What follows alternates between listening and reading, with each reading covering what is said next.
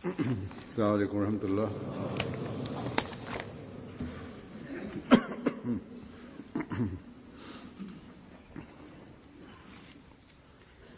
أشهد أن لا إله إلا الله وحده لا شريك له وأشهد أن محمدا عبده ورسوله أما بعد فأعوذ بالله من الشيطان الرجيم بسم الله الرحمن الرحيم الحمد لله رب العالمين الرحمن الرحيم مالك يوم الدين إياك نعبد وإياك نستعين اهدنا الصراط المستقيم صراط الذين أنعمت عليهم غير المغضوب عليهم ولا الضالين ولنبلونكم بشيء من الخوف والجوع ونقص من الأموال والأنفس والثمرات وبشر الصابرين الذين إذا أصابتهم مصيبة قالوا إنا لله وإنا إليه راجعون. इन आयत का तर्जुमा ये है कि हम இந்த வசனங்களின் பொருள் இதுவாகும். ஓரளவு பயத்தாலும் பசியாலும் செல்வம், உயிர்கள், கனி வகைகள் ஆகியவற்றின் இழப்பாலும் நிச்சயமாக நாம் உங்களை சோதிப்போம். தூதரே, பொறுமையாளர்களுக்கு நீர் நற்செய்தியை கூறுவீராக. இந்த வசனங்களில் நம்பிக்கையாளர்களுக்கு இன்னல்களும் கஷ்டங்களும் அல்லது வேறு ஏதேனும் வகையிலான இழப்பு ஏற்படும் போது அவர்கள் வெளிப்படுத்தும் சிறப்பம்சங்கள் பற்றி குறிப்பிடப்பட்டுள்ளது. அல்லது இதுபோன்ற சிறப்பம்சங்களை கொண்டிருக்கும் போதுதான் ஒரு உண்மையான நம்பிக்கையாளரை பற்றி தெரிய வருகின்றது என்று அல்லாஹ் கூறுகின்றான். நம்பிக்கையாளர்களுக்கு சில வேளைகளில் தனிப்பட்ட அளவில் இழப்புகளை சந்திக்க நேரிடுகின்றது, சில வேளைகளில் ஜமாத் அளவில் இழப்புகள் ஏற்படுகின்றது. ஆனால் ஒரு உண்மையான நம்பிக்கையாளர் எல்லா வகையான இழப்புகளின் போதும் அல்லாஹ்வின் விருப்பத்தை பெற்று வெற்றியுடன் வெளிவருகிறார். மேலும் அவர் அவ்வாறு வெளிவரவும் வேண்டும். இந்த கருத்தை ஹஸ்ரத் வாக்களிக்கப்பட்ட மசீ அலைஹிஸ்ஸலாம் அவர்கள் பல்வேறு மேற்கோள்களிலும் கூற்றுக்களிலும் மிகவும் விளக்கமாக வெளிச்சமூட்டியிருக்கின்றார்கள். பல்வேறு கோணங்களில் இந்த கருத்தை எடுத்து கூறியுள்ளார்கள். இப்போது நான் ஹஸ்ரத் வாக்களிக்கப்பட்ட மசீ அலைஹிஸ்ஸலாம் அவர்களின் இது தொடர்பான ஓரிரு மேற்கோளை எடுத்து வைப்பேன். ஹஸ்ரத் வாக்களிக்கப்பட்ட மசீ அலைஹிஸ்ஸலாம் அவர்கள் இந்த வசனங்களுக்கு விளக்கமளித்தவாறு ஓரிடத்தில் கூறுகின்றார்கள், கஷ்டங்களை தீயதாக கருதக்கூடாது. ஏனென்றால் கஷ்டங்களை தீயதாக கருதக்கூடியவர் நம்பிக்கையாளராக இருப்பதில்லை. அல்லாஹ் கூறுகின்றான், وَلَنَبْلُوَنَّكُمْ بِشَيْءٍ مِنَ الْخَوْفِ وَالْجُوعِ وَنَقْصٍ مِنَ الْأَمْوَالِ وَالْأَنْفُسِ وَالثَّمَرَاتِ وَبَشِّرِ الصَّابِرِينَ الَّذِينَ إِذَا أَصَابَتْهُمْ مُصِيبَةٌ قَالُوا إِنَّا لِلَّهِ وَإِنَّا إِلَيْهِ راجعون. கூறினார்கள், இதே கஷ்டம் தூதர்களின் மீது வரும்போது அது அவர்களுக்கு அருட்களின் நற்செய்தியை வழங்குகின்றது. மேலும் இதே கஷ்டம் தீயவர்கள் மீது வரும்போது அவர்களை அழித்து விடுகின்றது. சுருக்கமாக, கஷ்டத்தின் போது காலு இன்னா லில்லாஹி வ இன்னா இலைஹி ராஜிஊன் என்று கூற வேண்டும். இறைவனுடைய விருப்பத்தை நாட வேண்டும்.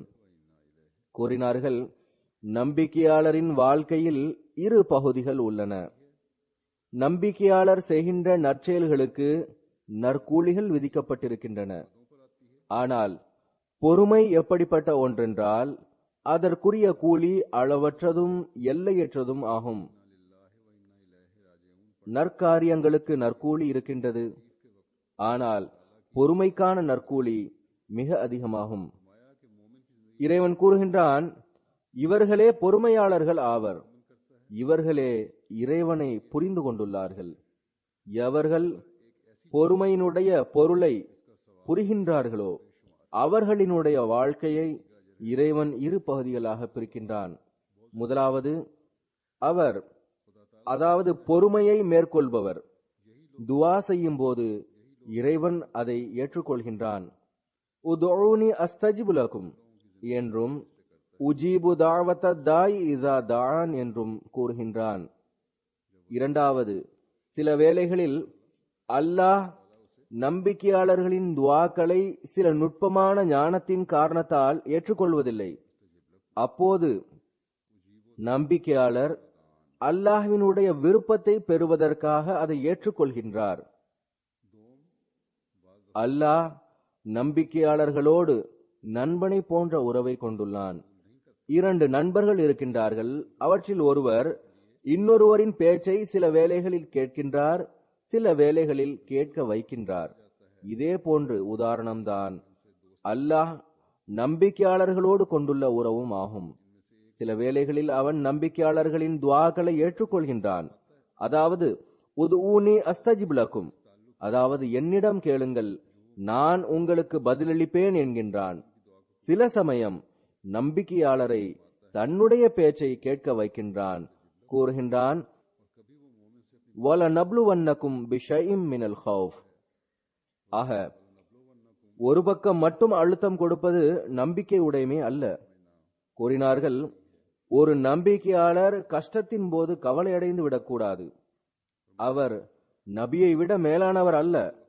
உண்மை விஷயம் என்னவென்றால், கஷ்டகாலத்தில் ஓர் அன்பின் நீரூற்று பீரிட்டு எழுகின்றது. ஆயிரக்கணக்கான இன்பங்களை வழங்காத எந்த ஒரு கஷ்டமும் நம்பிக்கையாளர்களுக்கு வருவதில்லை. பிறகு அன்னார் கூறினார்கள், அல்லாஹ்வின் நேசத்திற்குரியவர்களுக்கு பாவத்தின் காரணமாக கஷ்டங்கள் ஏற்படுவதில்லை, அதாவது பாவங்கள் மூலமாக கஷ்டங்கள் வருவதில்லை. அன்னார் கூறுகின்றார்கள், கஷ்டங்களினால்தான் நம்பிக்கையாளரின் சிறப்புகள் வெளிப்படுகின்றன. பெருமானார் ஸல்லல்லாஹு அலைஹி வஸல்லம் அவர்களினுடைய துக்கம் மற்றும் உதவிகள் வழங்கப்பட்ட காலங்களை பாருங்கள். அன்னாருடைய ஒழுக்கம் எவ்வாறு வெளிப்படுத்தப்பட்டுள்ளது. பெருமானார் ஸல்லல்லாஹு அலைஹி வஸல்லம் அவர்களுக்கு கஷ்டங்கள் ஏற்படாமல் இருந்திருந்தால் இப்போது நாம் அவர்களின் நல்லொழுக்கம் பற்றி என்ன கூறுவோம்? நம்பிக்கையாளருடைய கஷ்டங்களை பிறர் கஷ்டமாக கருதலாம், ஆனால் நம்பிக்கையாளர் அதை கஷ்டங்களாக கருதுவதில்லை. கூறினார்கள், மனிதன் தனது உண்மையான பாவ மன்னிப்பு கோருதலில் நிலைத்திருக்க வேண்டும் என்பது அவசியமானதாகும். மேலும் பாவ மன்னிப்பு கோருதலின் மூலமாக அவனுக்கு ஒரு புதிய வாழ்க்கை கிடைக்கின்றது. பாவ மன்னிப்பு கோருதலின் கனிகளை பெற விரும்புகின்றீர்கள் என்றால் நற்செயல்களுடன் பாவ மன்னிப்பு கோருதலை பூர்த்தி செய்யுங்கள். பாருங்கள், ஒரு தோட்டக்காரன் செடியை நடும்போது அதற்கு தண்ணீர் பாய்ச்சுகிறான், அதனை கொண்டு அதை முழுமைப்படுத்துகிறான். இதேபோல் ஈமானும் ஒரு செடியாகும். நற்செயல்கள் மூலமாக அதற்கு தண்ணீர் பாய்ச்சப்படுகின்றது. எனவேதான் ஈமான் முழுமையடைவதற்கு நற்செயல்கள் மிக மிக அவசியமானதாகும். ஈமானோடு நற்செயல்கள் இல்லாமல் இருக்குமென்றால் செடி காய்ந்துவிடும், மேலும் அவர்கள் இழப்பிற்குரியவர்களாக ஆகிவிடுவார்கள். பிறகு அன்னார் கூறுகின்றார்கள், நீங்கள் நம்பிக்கையாளரின் நிலையில் இருக்கும் போது சோதனைகளை தீயதாக கருதாதீர்கள். எவர் முழுமையான நம்பிக்கையாளர் இல்லையோ அவர்தான் அவ்வாறு கருதுவார். திருக்குர்ஆன் கூறுகிறது, وَلَنَبْلُوَنَّكُمْ بِشَيْءٍ مِّنَ الْخَوْفِ وَالْجُوعِ وَنَقْصٍ مِّنَ الْأَمْوَالِ وَالْأَنفُسِ وَالثَّمَرَاتِ وَبَشِّرِ الصَّابِرِينَ الَّذِينَ إِذَا أَصَابَتْهُمْ مُصِيبَةٌ قَالُوا إِنَّا لِلَّهِ وَإِنَّا إِلَيْهِ راجعون. அல்லாஹ் கூறுகின்றான், சில வேளை உங்களை பொருளை கொண்டும் உயிரை கொண்டும் குழந்தைகளை கொண்டும் அல்லது விளைநிலங்கள் போன்றவற்றின் இழப்பை கொண்டும் சோதித்துக் கொண்டிருப்போம். ஆனால் அப்படிப்பட்ட தருணங்களில் பொறுமையை கையாளுகின்றவர்களுக்கும் நன்றி உடையவர்களாக இருக்கின்றவர்களுக்கும் அல்லாஹ்வினுடைய கருணையின் வாயில் பரந்ததாகவும் மேலும் அவர்களின் மீது இறைவனுடைய அருட்கள் இருக்கும். மேலும் அப்படிப்பட்ட நேரங்களில் இன்னா லில்லாஹி வ இன்னா இலைஹி ராஜிஊன் என்று கூறக்கூடியவர்களுக்கும் நற்செய்தி வழங்குவீராக என்கின்றான். அதாவது நாம் மற்றும் நம் தொடர்பான அனைத்து பொருட்களும் இறைவனிடமிருந்தே உள்ளது. இறுதியில் இவை அனைத்தும் இறைவன் பக்கம் திரும்பிச் செல்லவும் வேண்டியிருக்கின்றது. எவ்வித இழப்பின் துக்கமும் அவர்களின் உள்ளத்தை துன்புறுத்துவதில்லை. அவர்கள் இறை விருப்பத்தின் இல்லத்தில் இருக்கின்றார்கள். அப்படிப்பட்ட மக்கள் பொறுமையாளர்களாக இருக்கின்றார்கள். பொறுமையாளர்களுக்கு அல்லாஹ் அளவற்ற நற்கூலிகளை வைத்துள்ளான். பிறகு அன்னார் கூறுகின்றார்கள், அவன் எங்களுடைய துஆக்களை ஏற்றுக்கொள்வதில்லை என்று சிலர் அல்லாஹ்வின் மீது குற்றம் சாட்டுகின்றனர் அல்லது இறைநேசர்களை குற்றம் சாட்டுகின்றனர். அதாவது இன்ன துஆ ஏற்றுக்கொள்ளப்படவில்லை என அவர்களை, அதாவது இறை நேசர்களை ஏளனத்திற்கு ஆளாக்குகின்றனர். அன்னார் கூறினார்கள், உண்மையில் அந்த அறிவினர் இறை சட்டத்தை முற்றிலும் அறியாதவராக இருக்கின்றார். எந்த மனிதனுக்கு இறைவனோடு இதுபோன்ற விவகாரங்கள் ஏற்பட்டிருக்குமோ அவன் நன்கு அறிந்திருப்பான். அல்லாஹ் ஏற்றுக்கொள்வதற்கும் ஏற்றுக்கொள்ள வைப்பதற்கும் 2 உதாரணங்களை எடுத்து கூறியிருக்கின்றான். இவற்றை ஏற்றுக்கொள்வதே ஈமான் ஆகும். நீங்கள் ஒரு பக்கம் மட்டும் அழுத்தம் கொடுக்கக்கூடியவராக இருக்காதீர்கள். நீங்கள் இறைவனை எதிர்த்து அவனால் நியமிக்கப்பட்ட விதிகளை முறிப்பதற்கு முயற்சி செய்யாதீர்கள். அன்னார் கூறினார்கள், மனிதனுக்கு முன்னேற 2 வழிகள் உள்ளன. முதலாவது, மனிதன் ஷரியத் ரீதியிலான அடிப்படை கட்டளைகள், அதாவது தொழுகை, நோன்பு, ஜகாத், ஹஜ் போன்ற கட்டளைகள் பேணுவது இறைவனுடைய கட்டளைகளை தானே நிறைவேற்றுகின்றான். ஆனால் இந்த விஷயங்கள் மனிதனுடைய கைகளில் இருக்கின்றது. இதன் காரணமாக இவற்றில் சில சமயம் சோம்பல் ஏற்பட்டு விடுகின்றது. மேலும் சில வேளைகளில் எளிமையான மற்றும் வசதியான நிலைமைகளையும் ஏற்படுத்திக் கொள்கின்றான். இரண்டாவது வழி என்னவென்றால், அது நேரடியாக இறைவன் புறமிருந்து மனிதன் மீது இறங்குகின்றது. மேலும் இதுவே உண்மையான முன்னேற்றத்திற்கு காரணமாக இருக்கின்றது. ஏனென்றால் ஷரியத் ரீதியிலான கஷ்டங்களில் மனிதன் சில வேளைகளில் ஏதேனும் காப்பாற்றிக் கொள்வதற்கான அல்லது வசதிக்கான வழிகளை தேடிக்கொள்கின்றான். பாருங்கள், எவருடைய கையிலாவது சாட்டையை கொடுத்து தன்னுடைய உடலில் அடித்துக்கொள் என்று அவரிடம் கூறப்பட்டால் இயல்பான விஷயம் என்னவென்றால் அவருடைய உடலின் மீதுள்ள அன்பு வந்து விடுகின்றது. தன்னை தானே துக்கத்தில் ஆழ்த்த விரும்புபவர் எவர் இருக்கின்றார்?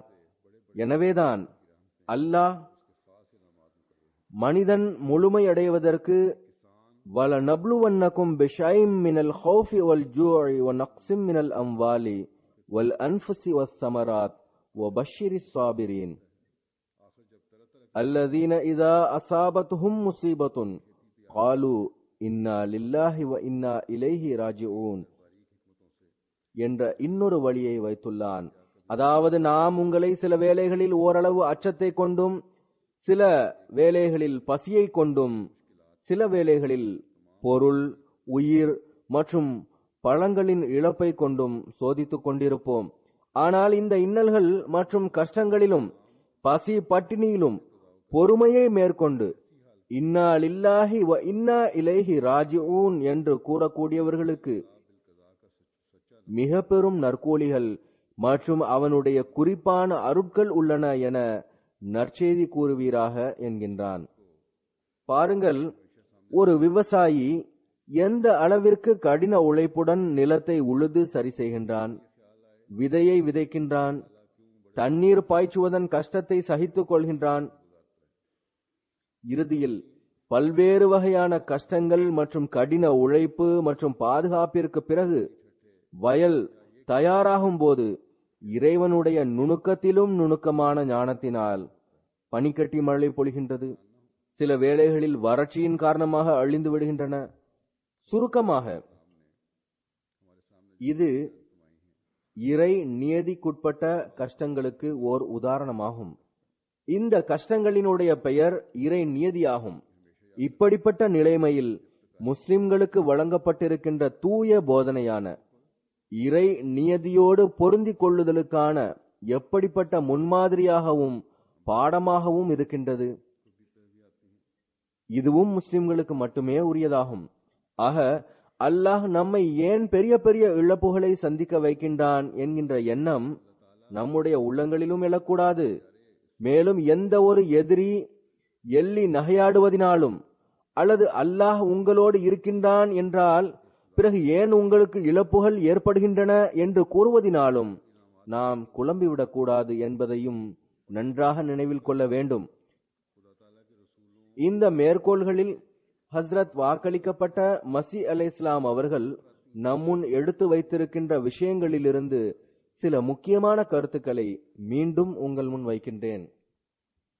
அன்னார் கூறினார்கள், கஷ்டங்களும் இன்னல்களும் தூதர்களின் மீதும் அல்லது அல்லாஹ்வின் நேசத்திற்குரியவர்களின் மீது வரும்போது, மேலும் சரியான போதனைகளின்படி செயல்படக்கூடிய நபிமார்களினுடைய ஜமாத்தின் மீதும் வரும்போதும், எவ்வாறு இருப்பினும் அல்லாஹ்விற்கு நேசமானவர்கள் கஷ்டங்களை எதிர்கொள்ளும் போது அல்லாஹ் அவர்களை ஏதேனும் கஷ்டத்தில் ஆழ்த்துவதற்காகவோ அல்லது தண்டனை வழங்குவதற்காகவோ அவர்களை கஷ்டங்களை எதிர்கொள்ள வைப்பதில்லை. மாறாக அவர்களுக்கு அருட்களின் நற்செய்தியை வழங்குகின்றான். இதுபோன்ற கஷ்டங்கள் இறைவனுடைய தூதர்கள் மற்றும் அவர்களினுடைய ஜமாத்தின் எதிரிகளின் மீது வரும்போது, மேலும் தீயவர்களின் மீது வரும்போது அது அழிவாக வருகின்றது. மேலும் அது அவர்களை அழித்து விடுகின்றது. பிறகு அன்னார் கூறினார்கள்,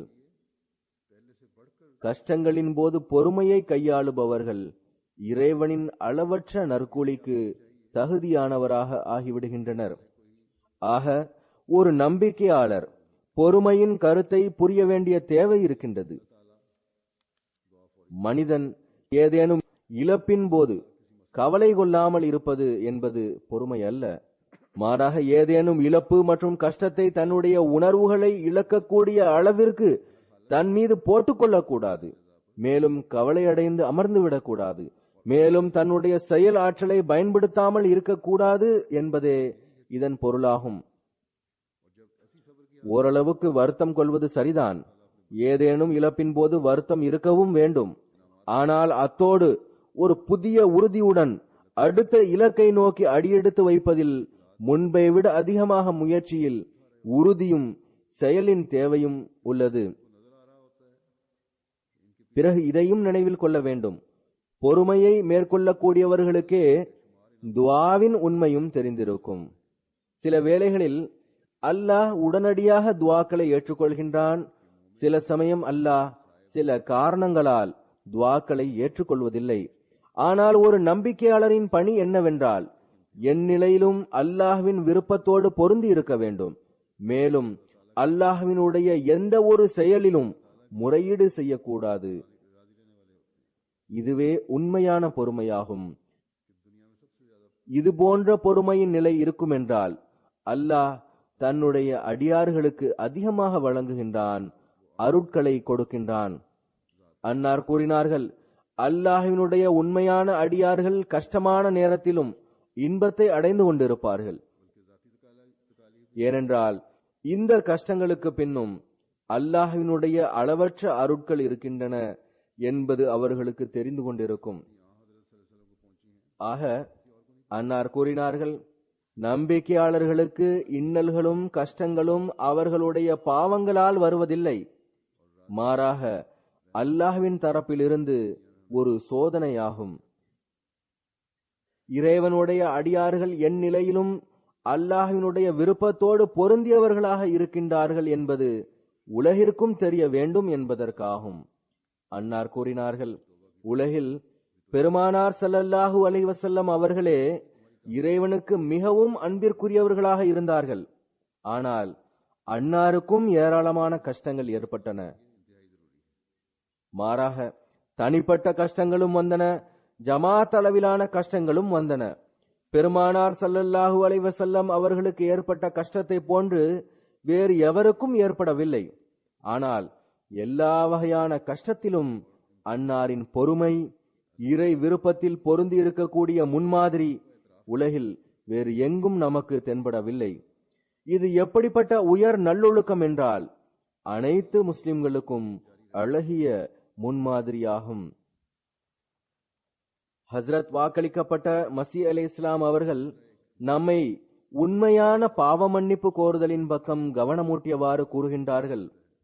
இதுவும் உங்களுடைய வெற்றிக்கும் மேலும் சோதனைகளிலிருந்து சிறந்த முறையில் வெளிவருவதற்கும் மிகவும் அவசியமானதாகும். ஆக நற்செயல்களோடு பாவ மன்னிப்பு கோருதலின் பக்கம் கவனம் செலுத்துவதும் நம்பிக்கையாளரின் பணியாகும்.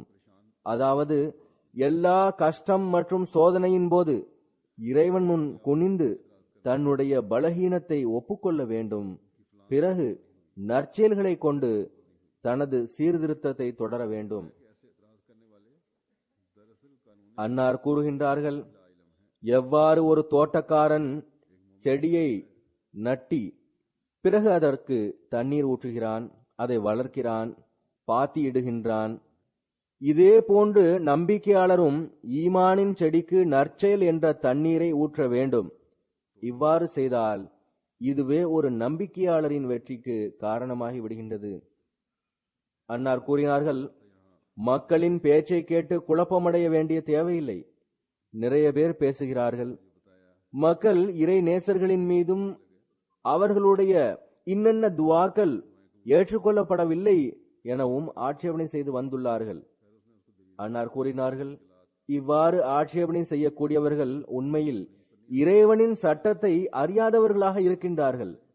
அல்லாஹ் சில வேளைகளில் ஏற்றுக்கொள்கின்றான், சில வேளைகளில் ஏற்றுக்கொள்ள வைக்கிறான். இதுதான் அவனது சட்டமாகும் என்பதை ஒரு நம்பிக்கையாளர் அறிந்துள்ளார். நீங்கள் அந்த சட்டத்தை மீறக்கூடியவர்களாக ஆகிவிடாதீர்கள் என அன்னார் நமக்கு அறிவுறுத்தியுள்ளார்கள். இங்கு தீப்பிடித்த சம்பவம் நடந்தபோது ஒரு நண்பர் கூறினார், அவருடைய அஹ்மதி அல்லாத நண்பர், உங்களுடைய துவாக்கள் இந்த அளவிற்கு ஏற்றுக்கொள்ளப்படுகிறது என்றால் பிறகு ஏன் இங்கு இந்த தீ பிடித்தது, இந்த கஷ்டம் ஏன் உங்களுக்கு வந்தது என அவரிடம் வினவியுள்ளார். எவ்வாறு இருப்பினும் அவர் தன்னுடைய நண்பருக்கு நபிகள் நாயகம் ஸல்லல்லாஹு அலைஹி வஸல்லம் அவர்கள் மீது கஷ்டம் வரவில்லையா, நம்பிக்கையாளர்கள் மீது வரவில்லையா என்று ஆதாரங்களுடன் பதில் கூறியுள்ளார். எவ்வாறு இருப்பினும் ஆட்சேபனை செய்யக்கூடியவர்கள் ஆட்சேபனை செய்து கொண்டுதான் இருப்பார்கள். அன்னார் கூறுகின்றார்கள், சட்டத்தை மீறக்கூடியவர்களை போன்று நீங்கள் ஆகிவிடாதீர்கள். அன்னார் கூறினார்கள், நம்பிக்கையாளர்கள் மீது எப்போதும் கஷ்டங்களும் துன்பங்களும் இருப்பதில்லை, வருகின்றன, செல்கின்றன. ஆக பொறுமை, துவா மற்றும் தன்னுடைய நற்செயல்களுடன் அல்லாஹ்வின் அருட்களை ஈர்க்கக்கூடியவர்களாக ஆகுங்கள். கஷ்டங்கள் வரும்போதெல்லாம் நீங்கள் இன்னா லில்லாஹி வ இன்னா இலைஹி ராஜிஊன் என்று கூறக்கூடியவர்களோடு இணைந்து விடுங்கள். இவர்கள் எப்படிப்பட்டவர்கள் என்றால், இவர்களுக்கு அல்லாஹ் நற்செய்தி வழங்குகின்றான். மேலும் இன்னா லில்லாஹ் என்று கூறும்போது நாம் அல்லாஹுக்கே உரியவர்களாவோம். கஷ்டங்களையும் இன்னல்களையும் பார்த்து இன்னா லில்லாஹ் என்று கூறும்போது அதன் பொருள் என்னவென்றால், நாம் அல்லாஹுவுக்கு உரியவர்களாக இருக்கும்போது அல்லாஹ் நம்மை ஒருபோதும் அழித்து நாசமாக்கி விட மாட்டான் என்பதாகும். ஏதேனும் கஷ்டம் வருமேயானால் அல்லாஹ் முன்பை விட அதிகமாக அருட்களை வழங்குவதற்கு தயாராக விரும்புகிறான் என்பதாகும். இன்னா இலைஹி ராஜிஊன் என்று கூறி அல்லாஹ்வின் முன் குனிந்து இனி வரவுள்ள பெரிய அருட்களில் எங்களினால் எவ்வித தடையும் ஏற்பட்டுவிடக் கூடாது என்று நாம் கூறுகின்றோம். மாறாக நாம், அல்லாஹ்வே, உன் பக்கம் குனிந்தவாறு நாம் இந்த அருளை வேண்டுகிறோம். மேலும் எப்போதும் உன்னுடைய அருளையே நாடியவர்களாக உள்ளோம். ஆகவே நீ எங்களை பொறுமையாளர்களாகவும் ஆக்குவாயாக. மேலும் எங்களை எங்களுடைய நற்செயல்களை சிறந்ததாக்க கூடியவர்களாகவும் ஆக்குவாயாக. மேலும் எங்களை எப்போதும் உன் பக்கம் குனிந்திருக்க கூடியவர்களாக ஆக்குவாயாக என்கின்றோம். இந்த நிலைமையை நாம் உருவாக்கும் போது இன்ஷா அல்லாஹ் முன்னேற்றங்களும் ஏற்படும். மேலும் முன்பை விட அதிகமாக நமக்கு ஜமாத்தின் முன்னேற்றம் தென்படும். நமக்கு இறைவனோடு உண்மையான தொடர்பு இருக்குமேயானால் எதிரியின் எதிர்ப்பு மற்றும் பரிகாசம் செய்தல் நம்மை ஒன்றும் செய்ய இயலாது. நான் ஏற்கனவே கூறியது போன்று கடந்த நாட்களில் இங்கு பள்ளியை ஒட்டியுள்ள 2 ஹால்களிலும் தீயின் காரணமாக பெரும் இழப்பு ஏற்பட்டது. மிகவும் அபாயகரமான நெருப்பாக இருந்தது. இதை பற்றி பல்வேறு டிவி சேனல்களிலும் மீடியாக்களிலும் செய்தி வெளியிட்ட போது ஒரு சில அதிக காழ்ப்புணர்ச்சி கொண்டவர்கள் மகிழ்ச்சியையும் வெளிப்படுத்தினர். ஒரு உதாரணத்தை நான் ஏற்கனவே கூறினேன். இந்த பள்ளிவாயில் எரிந்து கொண்டிருக்கிறது, இது மிக நல்லது என்று கூறினர். மாறாக இவர்கள் முஸ்லிம்கள் அல்ல, இது பள்ளி அல்ல, எனவே இவர்களினுடைய வணக்கஸ்தலம் எரிந்து கொண்டிருக்கிறது என்றும் கூறினர். முதலில் மகிழ்ச்சியை வெளிப்படுத்தினர், பிறகு வருந்தினர். பள்ளிவாயில் எரிந்துவிட்டது என்பதற்காக வருந்தவில்லை, மாறாக இவர்களினுடைய 2 ஹால்கள் மட்டுமே எரிந்திருக்கிறது, பள்ளிவாயில் ஏன் எரியவில்லை என்று வருந்தினர். இதனால் அவர்களுக்கு அதிக துக்கம் ஏற்பட்டது. ஆக இது இன்றைய சில முஸ்லிம்களின் நிலைமையாகும். ஆனால் அனைவரும் இது போன்றவர்கள் அல்ல. சில இடங்களிலிருந்து முஸ்லிம்கள் நம் மீது கருணையையும் வெளிப்படுத்தினார்கள். ஒரு பகுதியினுடைய முஸ்லிம்களிடமிருந்து, உங்களுடைய பள்ளிவாசலின் ஒரு பகுதி எரிந்துவிட்டதில் எங்களுக்கு மிகவும் வருத்தம், ஹால் எரிந்துவிட்டது.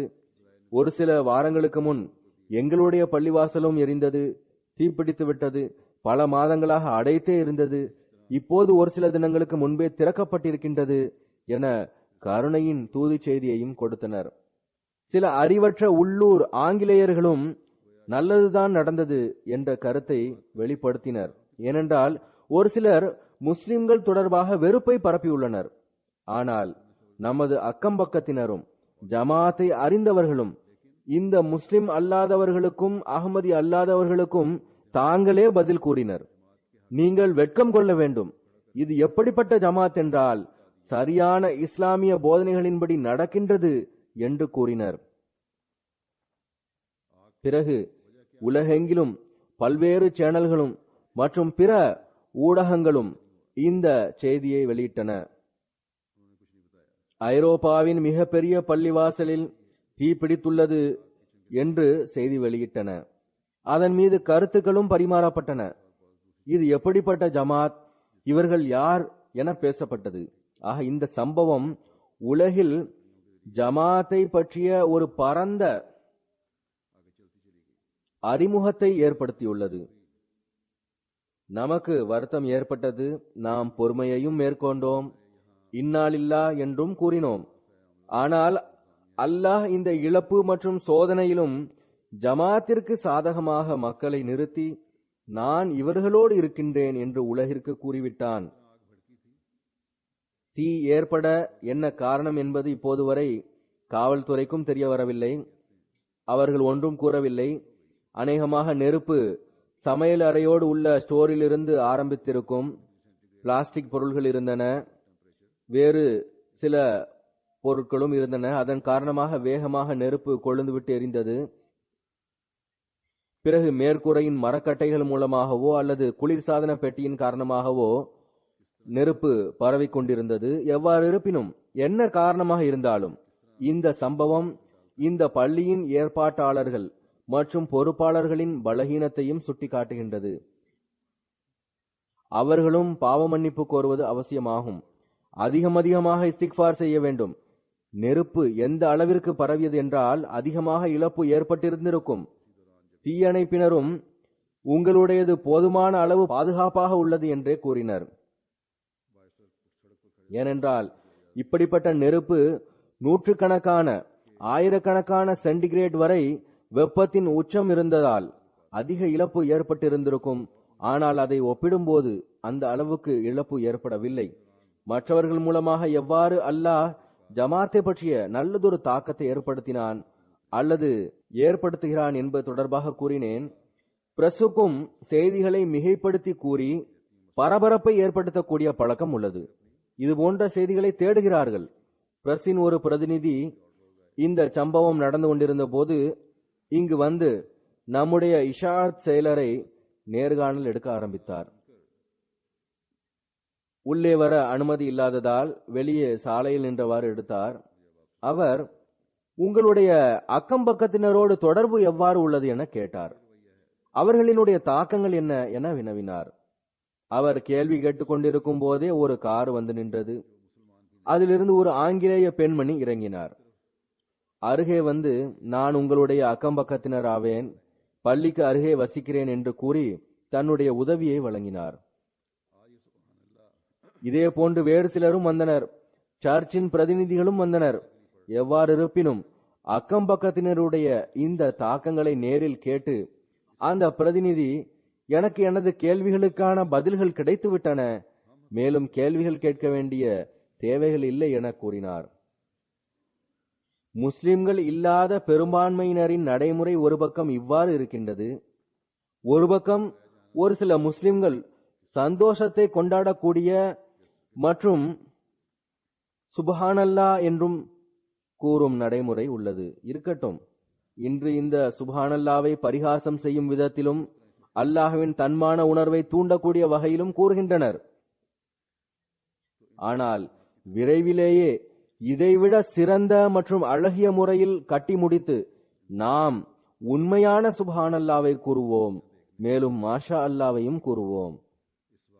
நான் கூறியது போன்று சோதிக்கப்படுவது அல்லாஹ்வின் நடைமுறையாகும். இதற்கு என்ன காரணம்? எவ்வாறு இவை அனைத்தும் நடந்தன? இது ஏதேனும் சூழ்ச்சியோ தீங்கு விளைவித்தலாகவோ இருந்தால் இது போன்ற விஷயங்களால் ஜமாத்தினுடைய முன்னேற்றங்கள் தடைபெற முடியாது. நான் கூறியது போன்று ஏற்பாட்டாளர்களுக்கு தங்களது பலவீனங்களை காணவும் அதை பற்றி ஆராயவும் இந்த சம்பவம் விழிப்பூட்டக்கூடியதாக இருக்க வேண்டும்.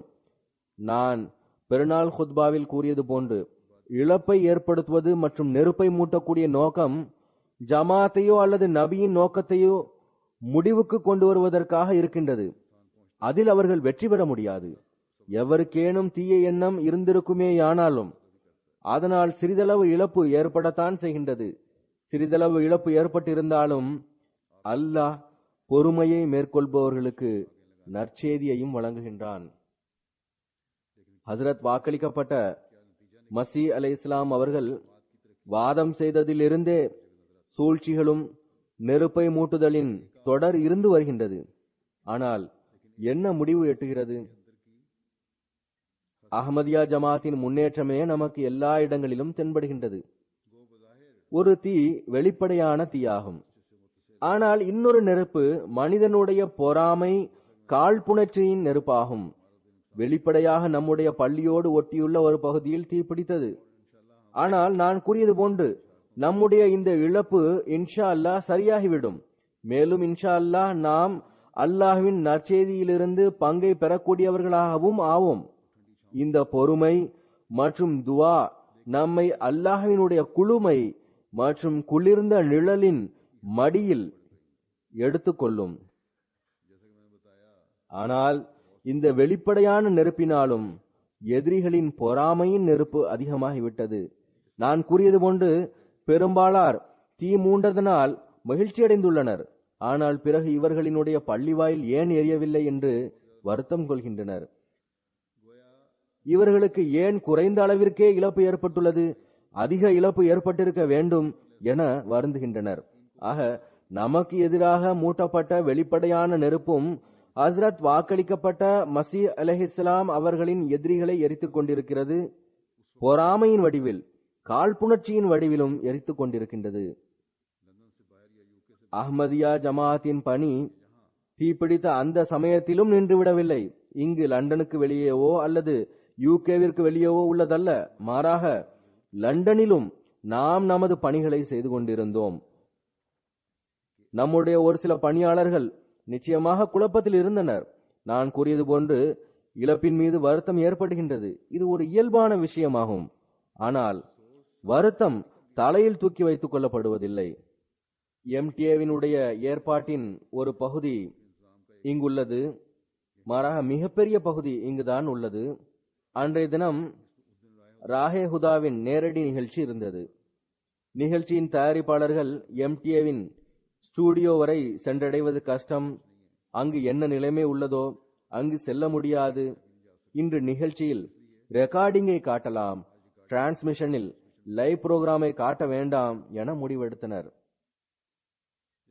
எனக்கு தெரிய வந்தபோது மஸ்ஜித் ஃபசலில் இருந்து நேரடி நிகழ்ச்சி நடைபெறும், இதை நிறுத்த வேண்டிய எவ்வித தேவையும் இல்லை என்று கூறினேன். இது போன்ற முடிவுகளை அவர்கள் என்னிடம் கேட்காமல் எடுத்திருக்கவும் கூடாது. உடனடியாக அவர்கள் லைவ் புரோகிராமை என்ன செய்ய வேண்டும் என என்னிடம் கேட்டிருக்க வேண்டும். உடனடியாக முடிவெடுக்க முடியாமல் இவர்களினுடைய அவநம்பிக்கையினால், இவர்களின் இது போன்ற எண்ணத்தால் லைவ் புரோகிராம் நடக்காமல் இருந்திருந்தால் இது அகமதிகளுக்கும் உலகிற்கும் எங்களுடைய அனைத்து அமைப்பும் இந்த சம்பவத்தில் சீர்குலைந்து விட்டது என்ற தூது செய்தியை வழங்குவதாக இருந்திருக்கும். அவ்வாறு நடக்கவில்லை. ஆக உடனடியாக மஸ்ஜித் ஃபதலின் ஸ்டூடியோவிலிருந்து ராஹே ஹுதாவின் நேரடி நிகழ்ச்சி நடந்தது. மக்களினுடைய தொலைபேசி அழைப்பும் வந்தன. அவர்களுக்கு பதிலும் வழங்கப்பட்டது. அவர்களுக்கு திருப்தியும் ஏற்பட்டது. ஆக இழப்பின் போது அவநம்பிக்கை அடைந்து அமர்ந்து விடுவது நமது பணி அல்ல, அல்லது தமது இடங்களை விட்டுவிட்டு வேடிக்கை பார்ப்பதற்கு நிற்பது நமது பணி அல்ல. பெரும்பாலார் இங்கு நின்று கொண்டிருந்தனர். ஆனால் அவர்கள் தத்தமது பணிக்கு சென்றிருந்திருக்க வேண்டும்.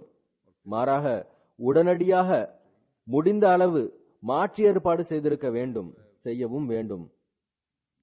பிறகு மீதியை அல்லாஹ்விடம் விட்டுவிட வேண்டும். அந்த நாட்களில் மீர் மஹ்மூத் அஹ்மத் சாஹிப் இங்கிருந்தார்கள். அவர்கள் கூறினார்கள், ஹிஜ்ரத்திற்கு பிறகு ரப்வா குடியேற்றம் நடந்து கொண்டிருந்தது. அப்போது ஜமாஅத்தின் பொருளாதார நிலைமையும் மிகவும் பலகீனமானதாக இருந்தது. ஒரு புதிய நகரை உருவாக்க வேண்டிய அறைகூவல் இருந்தது. ஜமாஅத்தினுடைய கட்டடங்கள் கட்ட வேண்டியது இருந்தது. பள்ளி வாயில்கள் கட்ட வேண்டியது இருந்தது. எவ்வாறு இருப்பினும் ஒரு பாலைவனம் போன்ற இடத்தில் ஒரு நகரை உருவாக்க வேண்டியிருந்தது. ஆரம்பத்திலிருந்தே கட்ட வேண்டியது இருந்தது. அப்போது மஸ்ஜித் முபாரக் கட்டி முடித்த போது பள்ளி வாயில் சரியாக கட்டப்படவில்லை என்ற கூற்று பரவலாக பேசப்பட்டு வந்தது. அநேகமாக மேற்கூரை தொடர்பாக அதில் சரியான பொருட்கள் பயன்படுத்தப்படவில்லை, மேலும் விழுந்துவிடும் என்று கூறப்பட்டது. ஹஜ்ரத் முஸ்லிம் ரலியல்லாஹு தஆலா அவர்கள் தொழுகைக்காக வந்தபோது வாசலுக்குள் வந்து நின்றார்கள். பார்த்துவிட்டு கூறினார்கள், இது விழக்கூடும் என்று கூறப்படுகிறது, அதை ஆராய்ந்து பாருங்கள். உண்மையில் இது சரி என்றால், விழக்கூடிய அளவிற்கு பலகீனமான மேற்கூரையாக இருக்கிறது என்றால், மீண்டும் கட்ட வேண்டியது வந்தால் வரட்டும். வேறு பல சோதனைகள் இருக்கக்கூடிய இந்த நேரத்தில் இதுவும் ஒன்றாக இருக்கட்டும். அதாவது அந்த நேரத்தில் இந்தியா பாகிஸ்தான் பிரிவினைக்கு பிறகு அந்த காலத்தினுடைய ஜமாத்தின் பொருளாதார நிலைமை பற்றி கணிப்பு எவருக்கும் இருக்குமோ அவரால் தான் இதை புரிந்து கொள்ள முடியும். ஏனென்றால் இன்றைய நிலைமைக்கும் அன்றைய நிலைமைக்கும் பெரிய வித்தியாசம் இருக்கின்றது. எவ்வாறு இருப்பினும் இது போன்ற விஷயங்களால் நமக்கு எவ்வித அச்சமும் ஏற்படவில்லை, ஏற்படவும் கூடாது. இந்த சம்பவமும் ஒரு சோதனையாக இருக்குமென்றால் நாம் நம்முடைய செயலால் அல்லாஹ்வின் முன் குனிந்தவாறு துஆக்கள் செய்தவாறு இந்த சோதனையிலிருந்தும் வெற்றியுடன் வெளிவருவோம் என்ற உறுதி கொள்ள வேண்டும். பொருளாதார அளவிலும் ஜமாத்தின் மீது அல்லாஹ் அருள் செய்துள்ளான். இன்ஷா அல்லாஹ் இந்த இழப்பு சிறந்த முறையில் சரி செய்யப்படும். இந்த இழப்பு எப்படி ஏற்பட்டிருந்தாலும், யார் ஏற்படுத்தியிருந்தாலும் நம்முடைய தகுதியின்மையால் நடந்துள்ளது, கவனக்குறைவால் நடந்துள்ளது, அல்லது தற்செயலாக நடந்துள்ளது. இதன் காரணம் என்னவாக இருந்தாலும் இன்ஷா அல்லாஹ் இதை நாம் அல்லாஹ்வின் அருளால் மீண்டும் அழகிய வடிவில் திரும்பி கொண்டு வர வேண்டும். தற்சமயம் இதற்கென்று நான் தனியாக ஒரு திட்டத்தை அறிவிக்க வேண்டும் என்கின்ற தேவை இல்லை. ஆனால் மக்கள் கூறாமலேயே இதற்காக பணத்தை அனுப்ப ஆரம்பித்து விட்டார்கள். குழந்தைகள் இதற்காக குறிப்பாக சந்தா கொடுக்க ஆரம்பித்துள்ளார்கள். கூறாமலேயே குழந்தைகள் தமது முழு உண்டியலையும் அதில் எவ்வளவு காசுகள் சேர்த்து வைத்திருந்தார்களோ அனைத்தையும் வழங்கிவிட்டார்கள். 7-8 வயதுடைய ஒரு சிறுமி தனது தந்தையிடம் இந்த விஷயத்தை கேட்டுவிட்டு, நாம் அந்த ஹாலுக்கு சென்று சாப்பிட்டுள்ளோம், விளையாடியும் வந்துள்ளோம், நிகழ்ச்சிகளும் நடத்தி வந்துள்ளோம், அதை மீண்டும் கட்டுவதில் நாம் நமது பங்களிப்பையும் செலுத்த வேண்டும் என கூறினாள். இது ஒரு சிறுமியின் உணர்வுகளாகும். எனவே நான் எவ்வளவு சேர்த்து வைத்துள்ளோனோ அதை தருகிறேன் என்று கூறி தனது உண்டியலை கொண்டு வந்தாள். ஆக சமுதாயத்தில் குழந்தைகளும் இது போன்ற உணர்வுகளை கொண்டிருக்கும் போது வேறு யார் அவர்களை கவலையடைய செய்ய முடியும்? இந்த இழப்புகள் அவர்களை என்ன செய்யும்? பிறகு நமது அக்கம்பக்கத்தினரும் அவர்களுக்குரிய உரிமைகளை செலுத்த முயற்சிக்கின்றனர். அமீர் சாஹிப் கூறுகிறார்கள், இங்குள்ள பள்ளிக்கூடத்தின் தலைமை ஆசிரியரின் தூது செய்தி வந்தது. அதாவது பள்ளிக்கூடத்தின் குழந்தைகள் இந்த கட்டிடம் திரும்ப கட்டுவதற்கு தொகையை ஒன்று சேர்த்து வழங்க விரும்புகின்றனர். முஸ்லிம்கள் காட்ட வேண்டிய இந்த உயர் நல்லொழுக்கத்தை முஸ்லிம் அல்லாதவர்கள் காட்டுகின்றனர். நாம் வாங்கினாலும் வாங்காவிட்டாலும் அவர்கள் தங்களது உணர்வுகளை வெளிப்படுத்தியுள்ளார்கள். நாம் அவர்களது உணர்வுகளுக்கு கண்ணியம் அளிக்க வேண்டும். நான் கூறியது போன்று நெருப்பு மிக கடினமானதாக இருந்தது. ஒரு சில இரும்பினுடைய கார்டர்களும் பிரேம்களும் எந்த அளவிற்கு பொசுங்கிவிட்டது என்றால் சிறு சிறு துண்டுகளாக ஆகிவிட்டது. ஆனால் அவ்வாறு இருந்தும் கூட ஒரு சில அலுவலகங்கள் பாதுகாப்பாக இருந்தன. அவைகளின் ரெக்கார்டுகளும் பாதுகாப்பாக உள்ளன. வசியத்தின் அலுவலகம் உள்ளது, ஒரு சில கசாவின் அலுவலகங்களும் உள்ளன, மேறு ஒரு சில அலுவலகங்களும் உள்ளன. இதே போன்று MTA-வினுடைய அனைத்து பகுதிகளும் பாதுகாப்பாக இருந்தன. அங்கு மிக விலை உயர்ந்த பொருட்களும் இருந்தன. அல்லாஹ்வின் அருளால் அங்கு பணியும் துவங்கிவிட்டது. இந்த பகுதி அந்த ஹால்களோடு மிகவும் சேர்ந்திருந்தது. எனக்கு தெரிய வந்த போது கவலையும் ஏற்பட்டது. அதற்கு பிறகு உண்மையில் துவாவும் எழுந்தது. ஏனென்றால் இங்கு வரை வருவதன் பொருள் என்னவென்றால் பள்ளிவாயினின் பக்கமும் நெருப்பு பரவி இருக்கும். எவ்வாறு இருப்பினும் அல்லாஹ் அருள் புரிந்தான். இவர்களினுடைய நூலகத்திற்கு இழப்பு ஏற்பட்டுள்ளது. ஆனால் அதனுடைய 70% பகுதியை நாம் வேறு பகுதிக்கு மாற்றிவிட்டோம். இதே போன்று லைப்ரரியினுடைய டிரான்ஸ்லேஷன் பகுதியும் இருந்தது. அதுவும் ஏறக்குறைய 100% பாதுகாப்பாக உள்ளது. எனது பார்வையில் ஒரு சில அடிப்படையான டேப்புகளுக்கு இழப்பு ஏற்பட்டுள்ளது. அதில் சுற்றுப்பயணங்கள் தொடர்பான விவரங்கள் இருந்தது. அதன் மூலமாக நம்முடைய வரலாறே அழிந்து விட்டது என்று கூறக்கூடிய அளவிற்கு ஒரு பெரிய இழப்பு அல்ல. அதனுடைய தேர்ந்தெடுக்கப்பட்ட பாகங்களும் பாதுகாப்பாகவே உள்ளன. MTA பகுதி பாதுகாப்பாக இருந்ததும் ஒரு அற்புதமே ஆகும். ஏனென்றால் அதற்கு பக்கத்தில் உள்ள மேற்கூரை எரிந்த பிறகே நெருப்பு திரும்பியது. அல்லது நெருப்பை அணைக்கக்கூடியவர்களுக்கு தீயை அணைப்பதற்கான நல் வாய்ப்பை அல்லாஹ் வழங்கினான். நான் கூறியது போன்று தாஹிர் ஹாலும் பள்ளியின் இந்த பகுதியும் பாதுகாப்பாக இருக்கின்றது. நீங்களும் பார்க்கின்றீர்கள், அல்லாஹ் உயிர் இழப்பிலிருந்தும் பாதுகாத்தான். ஒரு நூலக பணியாளர் அங்கு பணியாற்றி கொண்டிருந்தார். வெளியே என்ன நடந்து கொண்டிருக்கிறது என்பது அவர்களுக்கு தெரியவில்லை. அவர் கூறுகிறார், பணியை முடித்துவிட்டு நான் கதவை திறந்து வெளியே வந்தபோது கருப்பு நிற புகை மண்டலம் உள்ளே நுழைந்தது. நான் மிகவும் குழம்பினேன். ஓட முற்பட்ட போது முற்றிலும் இருட்டாகவும் கருப்பு நிற புகையாகவும் அடைத்திருந்தது. ஒன்றும் தெரியவில்லை. என்னுடைய மூச்சு திணற ஆரம்பித்து விட்டது. கூறுகிறார், மிகவும் கஷ்டப்பட்டு ஒரு சந்தின் சுவரை கண்டறிந்து அதோடு நடக்க ஆரம்பித்தேன். துவாவும் செய்து கொண்டிருந்தேன். ஏனென்றால் தைரியத்தை இழந்து கொண்டிருந்தேன். மூச்சு திணறிக் கொண்டிருந்தது. அல்லாஹ் ஹஜ்ரத் வாக்களிக்கப்பட்ட மஸீஹ் அலைஹிஸ்ஸலாம் அவர்களிடம் நெருப்பு உன்னுடைய அடிமையின் அடிமையாகும் என்று கூறியுள்ளான். எனவே நானும் உன்னுடைய அடிமையாவேன், என்னை காப்பாற்றுவாயாக என்று துவா செய்தேன். 2-3 எப்படிப்பட்ட சந்தர்ப்பங்கள் வந்ததென்றால் நான் விழுந்து விடுவேன் என்று எண்ணினேன். ஒரு சில நொடிகளுக்கு இவர் விழுந்திருந்தாலும் கூட எந்த அளவிற்கு வெப்பம் இருந்ததென்றால் மிகவும் பொசுங்கி இருக்கும். ஆனால் எவ்வாறு இருப்பினும் தைரியமூட்டி கொண்டு அந்த இருட்டிலிருந்து புகையிலிருந்து வெளியே வாசலை வந்தடைந்த போது வெளிச்சம் தென்பட்டது. கூறுகிறார்கள், நான் வாயை கொப்பளித்த போது, என்னை சுத்தம் செய்த போது வாய் கொப்பளித்ததனால் எந்த அளவுக்கு கருப்பான தண்ணீர் வந்ததென்றால் மை நிரப்பியதை போன்று இருந்தது. இது அவர்களுடைய நிலைமையாக இருந்தது. அல்லாஹ் அற்புதமான முறையில் அவர்களை காப்பாற்றினான். இவர்களுக்கு இதுவும் மிகப்பெரிய ஒரு அற்புதமாகும். ஒரு சில நொடி பொழுது தாமதமானால் கூட அவர்களை எரித்திருக்கும். எவ்வாறு இருப்பினும் அல்லாஹ் பேரருள் புரிந்துள்ளான். பொறாமையாளர்களின் பொறாமை இன்னும் அதிகமாகும். எனவே துஆவின் பக்கமும் கவனம் செலுத்துங்கள். ரப்பி குல்லு ஷையின் ஹாதிமுக ரப்பி ஃபஹ்ஃபஸ்னி வன்சுர்னி வர்ஹம்னி என்ற துஆவும், அல்லாஹும்ம இன்னா நஜஅலுக ஃபீ நுஹூரிஹிம் வ நஊது பிக மின் ஷுரூரிஹிம் என்ற துஆவையும் செய்யுங்கள். மேலும் ரப்பனா ஆத்தினா ஃபித் துன்யா ஹஸனத்தன் வ ஃபில் ஆখিরাতি ஹஸனத்தன் வ கினா அஸாபன்னார் என்ற துஆவையும் செய்ய வேண்டும்.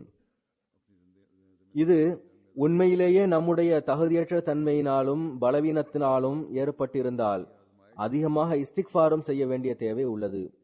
அல்லாஹ் இனிமேலும் நம்முடைய பொறுப்புகளை சரியான முறையில் நிறைவேற்றுவதற்கான நல்வாய்ப்பை வழங்குவானாக. மேலும் இந்த பலகீனங்களை நீக்குவானாக. இது சோதனையாக இருக்கும் என்றால் அல்லாஹ் நம்மை இதையும் வெற்றிகரமாக கடக்கச் செய்வானாக. மேலும் தன்னுடைய அருட்களை முன்பை விட அதிகமாக வழங்குவானாக. மேலும் அவன் நற்செய்தி வழங்குகின்ற அந்த பொறுமையாளர்களோடு நம்மையும் சேர்ப்பானாக. நாம் முன்பை விட அதிகமாக முன்னேற்றங்களை பார்ப்போமாக. தொழுகைக்கு பிறகு நான் ஒரு சில ஜனாசா காயிப் தொழுகைகளை தொலை வைப்பேன். முதல் ஜனாசா காதியானை சார்ந்த மதிப்பிற்குரிய சௌத்ரி மஹமூத் அஹமத் சாஹிப் முபஷிர் தர்வேஷ் மர்ஹூம் அவர்களுடையதாகும். இவர்கள் ஹஸ்ரத் வாக்களிக்கப்பட்ட மசி அலை இஸ்லாம் அவர்களின் சஹாபி குலாம் முகமது சாஹிப் அவர்களின் மகனாவார்கள். 18 செப்டம்பர் அன்று ஏறக்குறைய 97 வயதில் காதியானில் வஃபாத்தானார்கள். இன்னா லில்லாஹி வ இன்னா இலைஹி ராஜிஊன். சர்கோதாவை சார்ந்தவர்கள் ஆவார்கள். 1934 காதியானின் மதரசா அஹமதியாவிற்கு வந்தார்கள். 1943 பட்டாளத்தில் இணைந்தார்கள். அங்கிருந்து ஓய்வு பெற்ற பிறகு வாழ்க்கையை அர்ப்பணித்தார்கள். ஹஜ்ரத் 2வது கலிஃபத்துல் மஸீஹ் அவர்களின் கட்டளை கிணங்க காதியான் வந்தார்கள். காதியானில் அன்னார் பல்வேறு துறைகளில் பணியாற்றியுள்ளார்கள். பொறுப்பு ஆடிட்டராகவும் துணை ஆடிட்டராகவும் பணியாற்றியுள்ளார்கள். அஞ்சுமனுடைய முக்தாரே ஆமாக ஷாஜஹான் போரில் பணியாற்றியுள்ளார்கள். காதியானின் ஜாய்தாத் அலுவலகத்தில், அதாவது சொத்து சம்பந்தமான அலுவலகத்தில் நிலங்களை கண்காணித்து வந்தார்கள். அதிகமாக தொண்டாற்றுவதற்கான நல்வாய்ப்பு கிடைத்துள்ளது. ஜமாத்தினுடைய காதியாகவும் இருந்துள்ளார்கள். தாவத் தப்லீக் அலுவலகத்திலும் தாலீம் தர்பியத் அலுவலகத்திலும் தொண்டாற்றியுள்ளார்கள். அங்கிருக்கும் போதுதான் அஞ்சுமனின் பணியிலிருந்து ஓய்வும் பெற்றார்கள். கவிதையும் எழுதி வந்தார்கள். மக்களினுடைய உணர்வுகளை தன்னுடைய கவிதையில் வெளிப்படுத்தி வந்தார்கள். மிகவும் சிரித்த முகமுடைய, எல்லோரிடமும் சகஜமாக பழகக்கூடியவர்களாக இருந்தார்கள். விருந்து உபசரிக்கும் ஆர்வம் அதிகமாக இருந்தது. காதியானின் முஸ்லிம் அல்லாத சமூகத்தில் தனது நல்ல நடைமுறையினால் ஏற்றுக்கொள்ளப்பட்டவராக இருந்தார்கள். முஸ்லிம் அல்லாதவர்கள் இவர்களுடைய ஜனாசாவில் அதிக அளவில் கலந்து கொண்டார்கள். அல்லாஹ் அன்னாருக்கு 4 மகன்களையும் 3 மகள்களையும் வழங்கியிருந்தான். 2 மகன்கள் காதியானில் உள்ளனர். 1 மகன் மற்றும் 2 மகள்கள் பாகிஸ்தானில் உள்ளனர். காதியானுக்கு வரக்கூடிய விருந்தினர்களுக்கு அவர் தெரிந்தவராக இருந்தாலும் தெரியாதவராக இருந்தாலும் தொண்டாற்றினார்கள். நீண்ட காலம் தர்வேஷாகவும் மிக பொறுமை மற்றும் தைரியத்துடன் கழித்தார்கள். அல்லாஹ் இவர்களினுடைய பதவிகளை உயர்த்துவானாக. இவர்களுடைய சந்ததிகளுக்கும் இவர்களின் நற்செயல்களை தொடரச் செய்வதற்கான நல்வாய்ப்பை வழங்குவானாக. 2வது ஜனாசா மதிப்பிற்குரிய சிரியாவை சார்ந்த Khalid Salim Abbas Abu Radi சாஹிப் அவர்களுடையதாகும். 27 ஆகஸ்ட் 2015 அன்று இதய துடிப்பு நின்ற காரணத்தினால் வஃபாத் ஆனார்கள். இன்னா லில்லாஹி வ இன்னா இலைஹி ராஜிஊன். அன்னார் சிரியாவின் பழைய மற்றும் களப்பற்ற தூய்மையுடைய அகமதிகளில் ஒருவர். முனிருல் ஹஸ்னி சாஹிப் அவர்களின் தப்லீகினால் 1927 அன்னார் அஹ்மதியத்தை ஏற்றுக்கொண்டார்கள். தொழுகை மற்றும் நோன்புகளை பேணக்கூடியவராகவும், எளிமையான இயல்பை உடையவராகவும், தூய பேச்சை உடையவராகவும், விருந்து உபசரிக்கக்கூடியவராகவும், கடினமாக உழைக்கக்கூடியவராகவும், நேர்மையானவராகவும், கட்டுப்படக்கூடியவராகவும், நல்ல தூய மனிதராக இருந்தார்கள்.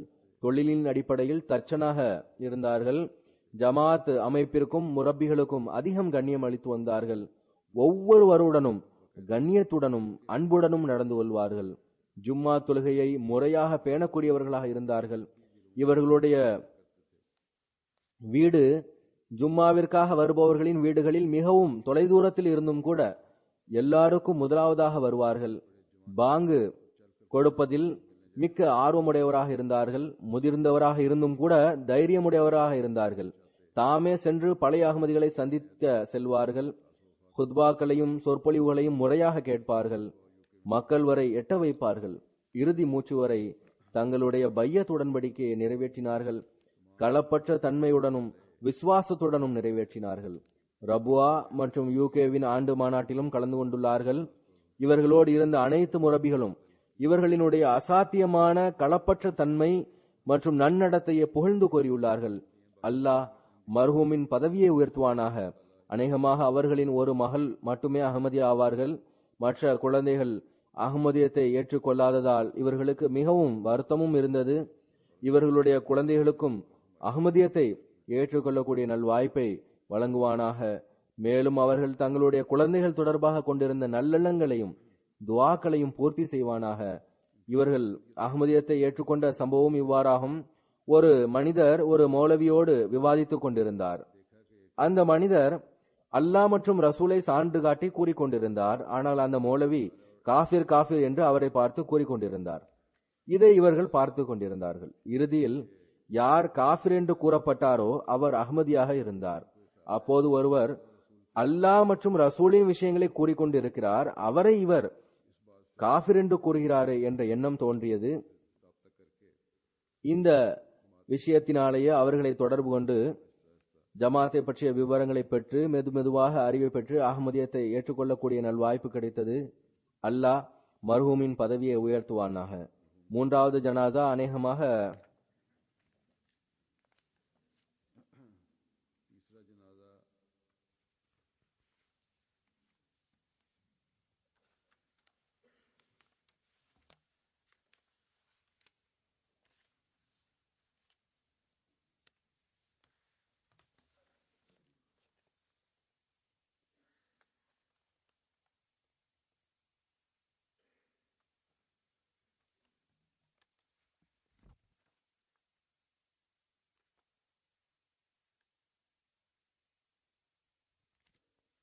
இந்த காகிதங்கள் விடுபட்டு விட்டன.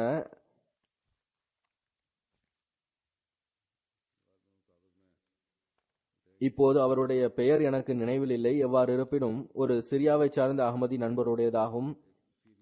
இப்போது அங்குள்ள போரின் நிலைமைகளால் பாம் இன் ஒரு பகுதி விழுந்ததால் ஷஹீதாகிவிட்டார்கள். அல்லாஹ் இவர்களது பதவிகளை உயர்த்துவானாக. மேலும் சிரியாவினுடைய நிலைமைக்காக துவா செய்யுங்கள். அங்கும் அல்லாஹ் நல்ல நிலைமை உண்டாக்குவானாக. அனைத்து முஸ்லிம் நாடுகளுக்குமே அறிவையும் புரிதலையும் வழங்குவானாக. ஒருவர் மற்றவரின் கழுத்தை அறுப்பதற்கு பகரமாக அவர்கள் உண்மையான முஸ்லிம்களாக ஆகி பரஸ்பரம் ஒருவர் மற்றவரின் மீது கருணை உண்டாகட்டுமாக. மேலும் அவர்களுக்கு காலத்தின் இமாமை ஏற்றுக்கொள்வதற்கு நல்வாய்ப்பினையும் வழங்குவானாக.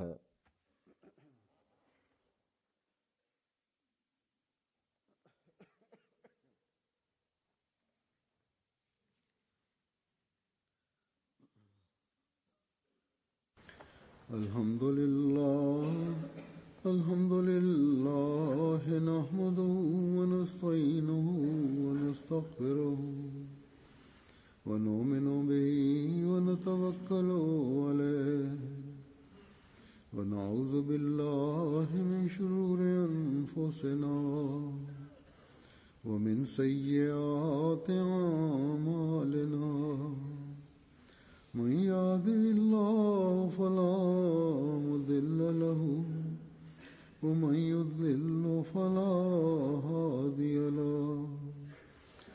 ونشهد أن لا إله إلا الله ونشهد أن محمدا عبده ورسوله عباد الله رحمكم الله إن الله يأمر بالعدل والإحسان وإيتاء ذي القربى وينهى عن الفحشاء والمنكر والبغي يعظكم لعلكم تذكرون اذكروا الله يذكركم وادعوه يستجب لكم ولذكر الله أكبر.